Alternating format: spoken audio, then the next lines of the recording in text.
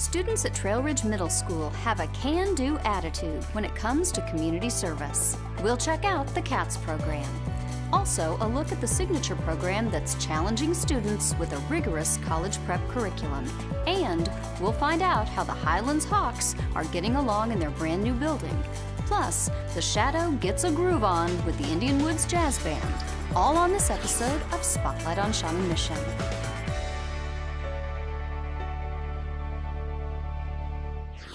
Welcome to Spotlight on Shawnee Mission. I'm your host, Leanne Neal.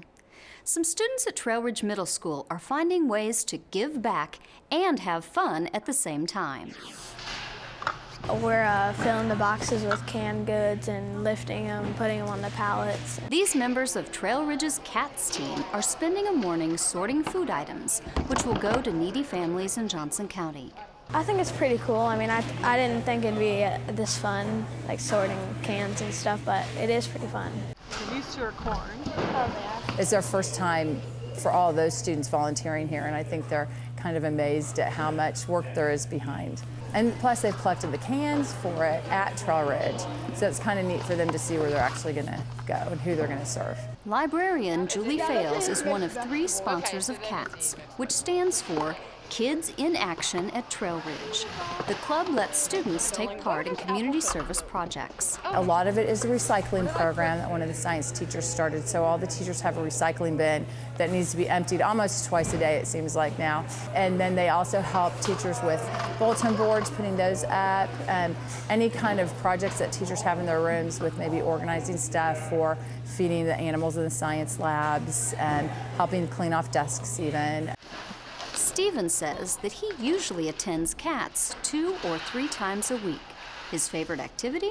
Probably breaking down the boxes in the cafeteria. It's pretty fun. CATS members get credit for volunteering before and after school. The teachers have a card for you and you fill it out each time you go. So once you go so many times, you get like a little star, how many cards you filled up, you get a little star on your name. So it's cool to go around and look how many stars everybody has gotten. CATS stars are also eligible to go on special field trips to serve in the community. A few weeks ago, I went bowling to help with Special Olympics, and that was amazingly fun. Fales hopes CATS members see that this fun also has a purpose. They should be helping other people just because it's a good thing to do, not necessarily they're getting a grade for it or getting any kind of recognition, you know, but it's just that as we get older and are more able to help in the community, that they hopefully will continue doing that on their own. It's a message that seems to be getting across. I think it's cool. I mean, I'm helping out families in need. My family was like that once, but now we're better, so I think it's really cool helping out. I like CATS because I can hang out with my friends and also give back to the teachers and the community. It's a really great experience. CATS is in its 21st year at Trailridge. This year, about 100 students are involved.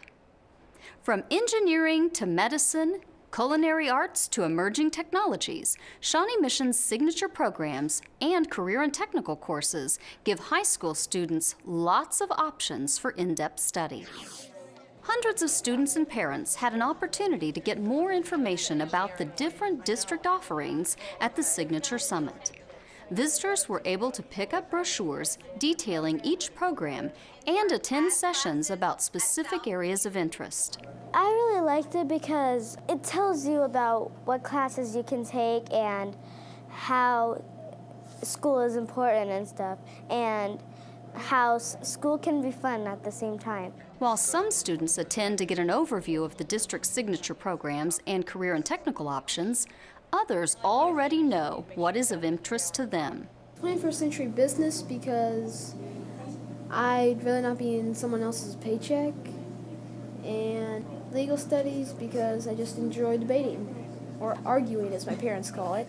Now you can take Spanish. Younger students weren't the only ones checking out what the district's high schools have to offer. Plenty of parents were taking it all in as well. I think it's an option that we need to know about as parents. It's a real eye-opener. I didn't realize all this was available to us, so I'm just really impressed. IB students tend to bond. They tend to...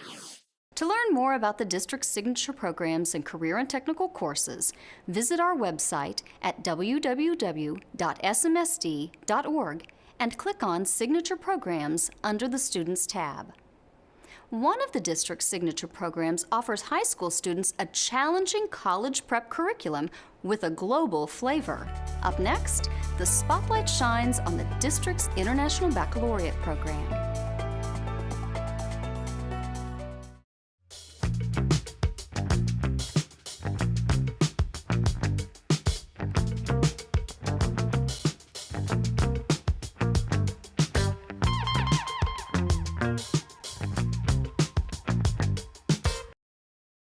Hi, my name is Cameron. I'm a 4th grader of Overland Park Elementary. The book I'm reviewing is Planting the Trees in Kenya by Claire Navola. This is a story about a woman who wants to change her African world. She went to a college in Kansas, and when she came back, all the trees were gone. So she started the Greenbelt movement to plant trees in Kenya. She gave plants to people to help them grow food and make their land better. She faced many hardships, but she finally succeeded and won the Nobel Peace Prize. Read this book to know more about her. I rate this book 5 out of 5 stars because it's about a woman who wants to change the African world.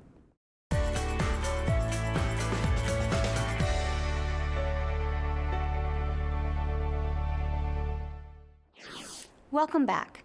Students in the district's International Baccalaureate program say you have to be willing to work to succeed in IB, but they also believe being part of the signature program offered at Shawnee Mission Northwest and Shawnee Mission East is worth the work. International Baccalaureate is a college prep program.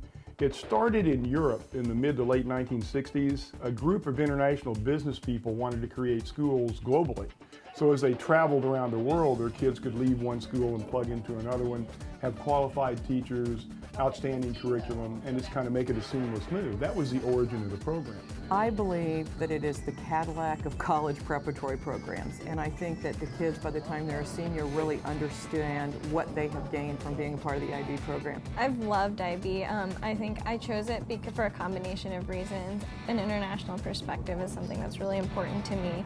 I wanted to be in a program that had small classes, a discussion-based learning. I really like that the courses are more discussion-based and that it's more about finding the knowledge rather than finding the specific answers to what the test may ask. We are one of 5 schools now in the state that have it. None in Johnson County have it in Shawnee Mission. Kind of an exclusive club, I would say, in a way. The program components of IB include the 6 subjects, which are your native language, a world language, individuals in society, which is a European terminology for social studies, sciences, mathematics, and then one of the things that makes it really well-rounded is that it also includes an arts and elective component, which is no less significant than what we traditionally think of as the core subjects. The curriculum for each individual IB class is identical. For example, we teach a course called English Higher Level A1, which is the IB version of English. East teaches exactly the same curriculum. Now within that you have certain choices you can make, but it is standardized. Outside of those 6 classroom requirements, you have kind of what we call the inside of the hexagon, and that would be participation in the theory of knowledge class, the completion of an extended essay project over 2 years, and the accumulation of some tasks, which stands for creativity, action, and service hours. I think for college and kind of just for life overall, I'm going to be better prepared because I'm used to stress and lots of work and things like that. I think it's more about motivation and about wanting to learn than it is about actually the IQ, because I know there's such a wide range of students that are in IB. Anyone can do it, but I mean, it's for students, like if you're willing to work, if you're willing to try and willing to do it. I mean, if you're not going to try, then you're not going to last in IB. In fact, we have a number of colleges that actively seek our kids. University of Nebraska, Tulsa are two of them, and they will tell you point blank that when an IB student approaches them, they know they've gone through a rigorous curriculum. They've done work at a college level already. They've been successful at that. They have better study skills, better work ethic, and better academic performance credentials behind them than most other students do. This prepares me for college because it's really a challenging course, and I've actually heard a college student to say that college has been easier for him than IB, so like it really prepares you for college.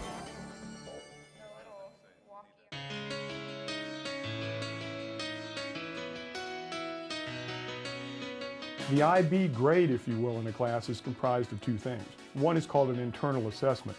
Most of the classes are 2 years long, and at some point during the 2 years, you do a project in the class. In science, it's a series of labs. In math, it's a series of portfolios and problems. In English, it's a paper you write as a junior, then revise it as a senior. That is about 20% of your IB exam grade. The other 80% occurs in May, much like AP, when you take a sit-down exam. The exams tend to be all open-ended. The tests I know in social studies are pure essay written. What IB is trying to find out is what you know, not what you don't. And it's trying to develop what you know and expose it to a lot of things. Those are mailed to graders around the world. I sent some to Dubai last year, sent one to Iran. It's interesting, they go to professors globally, and then those professors grade the exams along with the internal assessment that they did earlier. That's graded by their teacher here and by an IB person. They then put that together, and that comes up with their IB grade.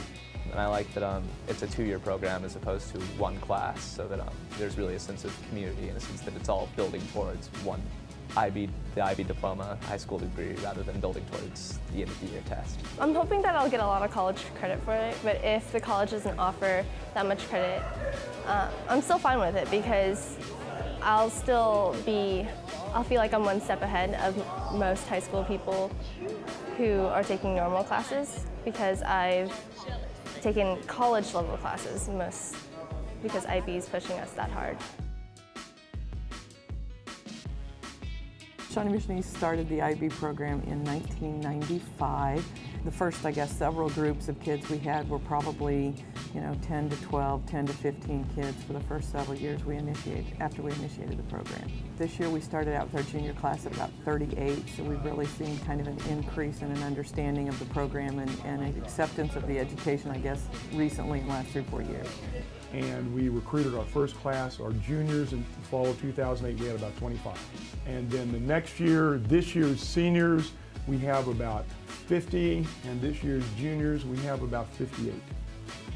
So the numbers have grown nicely. Our second graduating class would be this year's seniors, and so we're still relatively new at this. One of my favorite components is I believe that students in IB feel like that no one is successful unless absolutely everybody in the program is successful. And so they really work together, they have study groups, there's always someone who's strong in every area, and they're always really taking some ownership and everybody learning the most that they can and maximizing on their education potential. Now that I'm in it, it's a challenge, yes, but it's also kind of like an IB community, like we're all in it together, so we all work together. They are incredibly bright kids. That's the beauty of IB. You put a bunch of kids together who are the kind of people it's just a privilege to be around. And those kids become like a family. They become a very, very close group.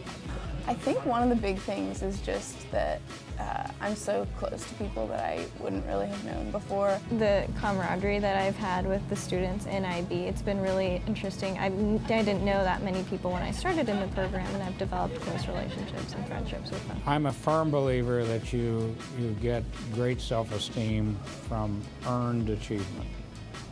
And IB makes the kids earn, but it makes them achieve.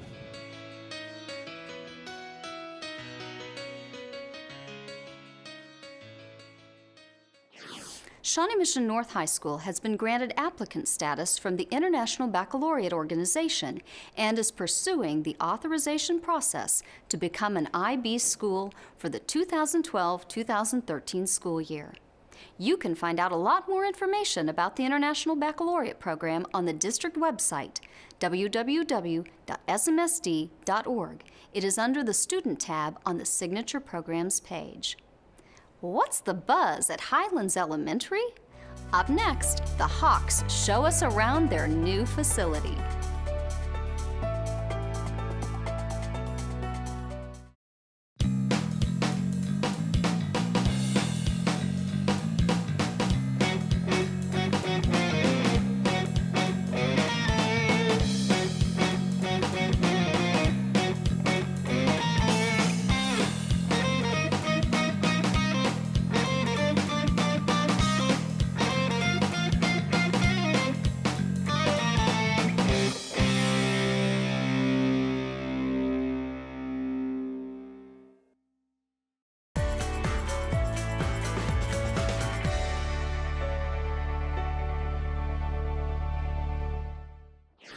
This year, students and staff at Highlands Elementary are enjoying classes in a brand new building.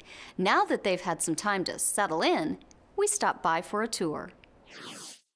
First, Sophie took us to the bigger, brighter library, one of her favorite spots. I like it because it's peaceful and it's a good place to read, and I like books. In addition to plenty of new work tables, the library also features lots of windows and special spots to curl up with a good book. This is one of my favorite spots to read at the library. I like it because of all the windows and the sunlight. When visitors walk in the library, one of the first things they see is a painting that has special meaning to Highlands students and staff.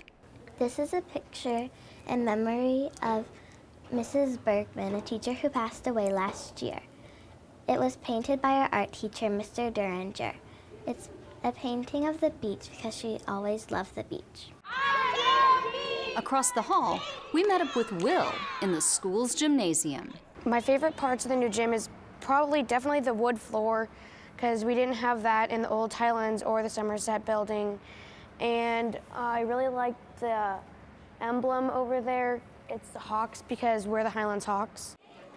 The construction process meant most Highlands students attended 3 different schools in just 4 years. But Will says it didn't faze him. I just like that we got to experience 3 different schools, and the old school was really cool because it was small and nice. But then we got to have this brand new school, and it's really cool and fun. The kids did enjoy it. They enjoyed knowing that they were a part of a special process. They were part of something that was sort of a trail being blazed, a new trail for Highlands, and they were on the ground floor with that.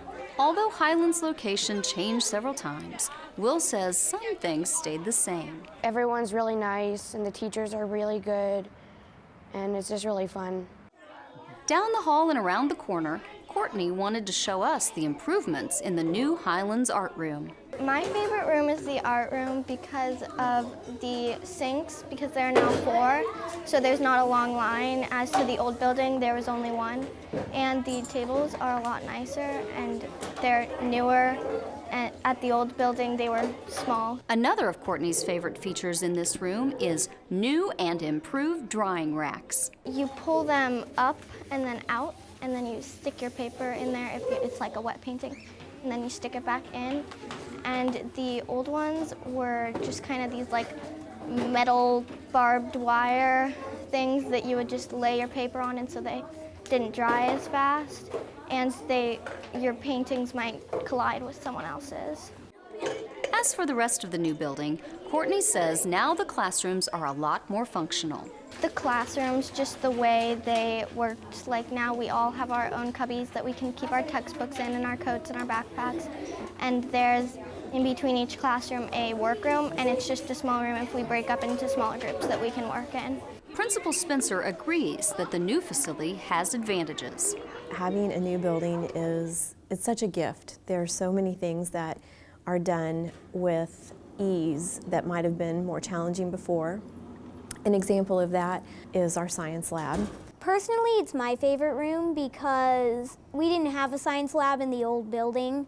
It is important to have a room set aside for science because science is one of the subjects that's more messy than others, because math, you do some problems on your calculator, and reading, you read books and write.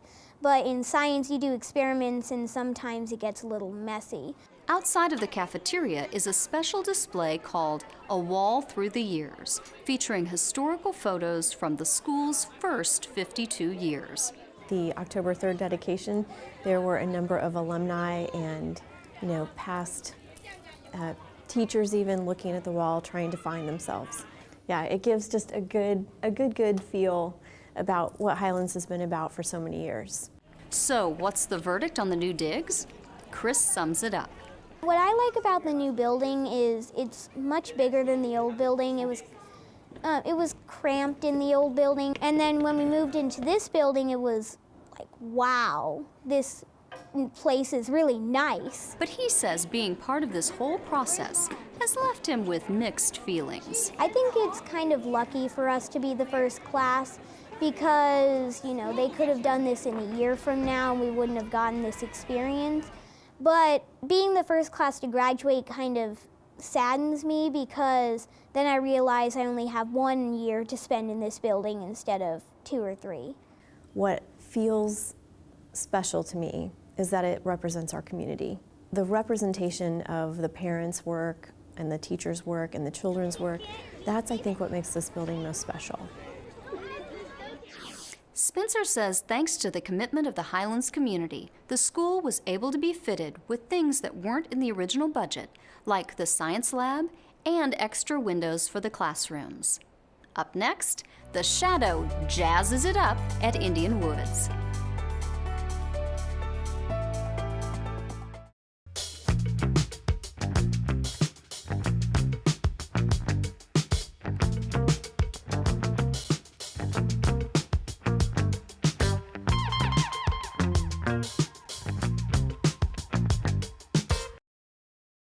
Hi, I'm Jillian Brennan. And I'm Caroline Weaver. And we're 6th graders at Trailridge Elementary. We read Diamond Willow by Helen Frost. This book is special because it is written like a poem and it has a secret message on each page that tells how Willow feels. Diamond Willow is about a girl named Willow who lives in Alaska and wants to travel to her grandma's house alone by sled. Unfortunately, there is a snowstorm and they take a wrong turn. Sadly, Roxy, her dog, gets injured. Willow and her family need to make a decision whether to put Roxy to sleep. To find out if Roxy survives, you're going to have to read the book. We rate this book 4 out of 5 stars because it's interesting, sad, and adventurous.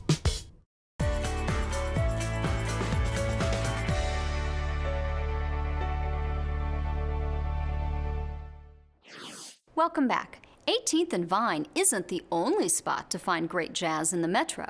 Check out where the Shadow found a group of cool cats creating some sweet sounds. Walking into the music room, things may sound a little chaotic, but like any good group of musicians, the members of the Indian Woods Jazz Band are anxious to get some individual warm-up with their instruments before rehearsal begins. This is an audition group of students, and we play all kinds of different styles, rock, swing, ballads, funk, you name it, we play it. Since the group rehearses over the lunch hour, director Megan Ernie knows that time is of the essence. So before too long, she gets down to business. 1, 2, 71, 2, ready, go! After some group work, the musicians transition to a jazz essential, getting a chance to try their hand at individual improvisation. There's so much jazz theory behind what these students are doing. Not only do they have to know their basic major scales, but they also have to think abstractly outside the box. Do I put a flat on this note? Do I put a sharp on this note? How does this formula work into this scale? And how do these chord changes work together so that I can make a solo that sounds good? Hearing these jazz artists in action, I was ready to try my hand at a little improv. Now we are going to let Mrs. Neal have her debut solo, and we have strategically taped the bars that she's going to play, so you don't have to know anything about music. Excellent. You can just play the taped bars. Excellent. And you will be fabulous. Rhythm first, ready, go. Okay, so will you play me a pattern and then I can follow? How about that? Cameron, ready, go.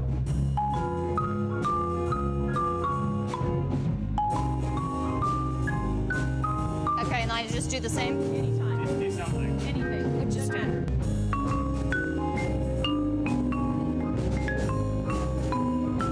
Oops. Stay on the tape.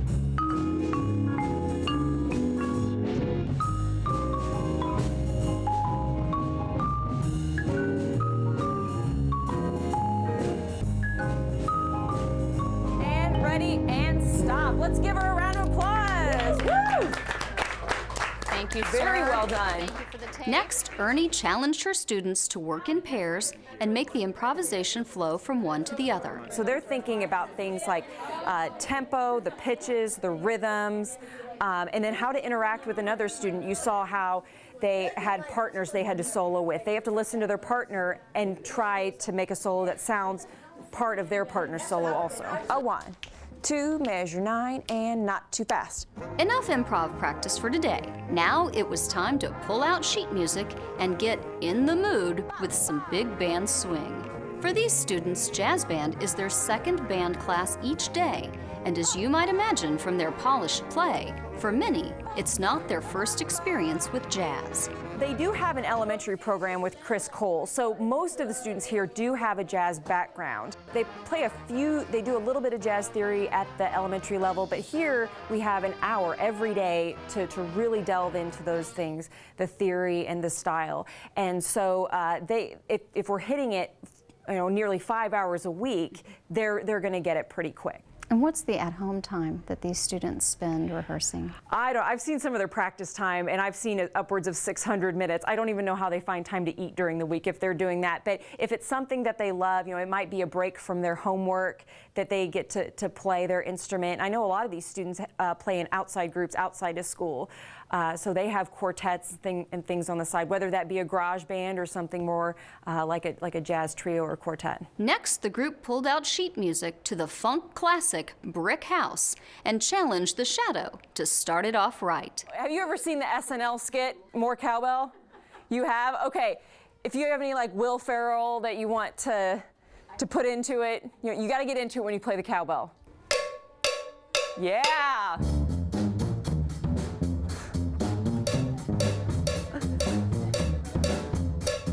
There you go. Ba, ba, ba, ba, ba.